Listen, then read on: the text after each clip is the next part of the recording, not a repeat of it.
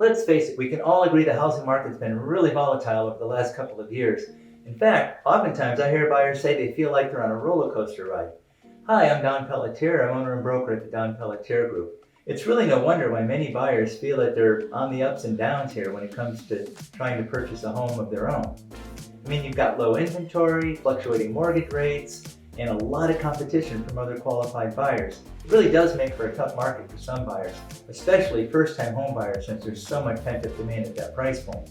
A trend we're starting to see in certain regions is house hacking. So what is house hacking? House hacking is finding creative ways to make a home purchase affordable. So let's explore just a few hacking options. How about buying a home with family or your best friends? This co-buying trend allows buyers to more or less, pool their resources and their finances together with people that they love to come up with a larger down payment or closing costs. Or perhaps you want to advertise a room for rent to help with the house costs, but if having a long-term roommate is way too big of a commitment for you, consider just renting out maybe one room in the house as a short-term rental, maybe to a college student or perhaps a traveling nurse. This way they can help with the mortgage expenses, but at the same time they're not invested in the property long-term. Another hack to consider is renting out parking or storage space, or believe it or not, even your pool. As a homeowner, you might have more to rent than just rooms. So take a look around the property that you have expressed interest in and see what you can profit from. You never know. Or you can find a property that has a separate rental or the ADU on it these days, as they're quite popular and very available. That way you can maintain your privacy, but at the same time make some extra income too.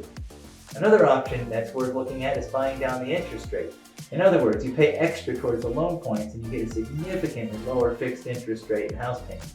One way to do this is when you make an offer, you write it at a very good price, a price that the seller is going to be really happy with.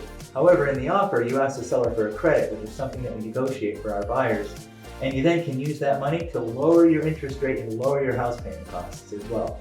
In fact, recently we applied this strategy on behalf of two of our recent home buyers. In one case, we were able to negotiate this and the seller gave our buyer a $15,000 cash credit. The second buyer, we were able to get actually $30,000 cash credit.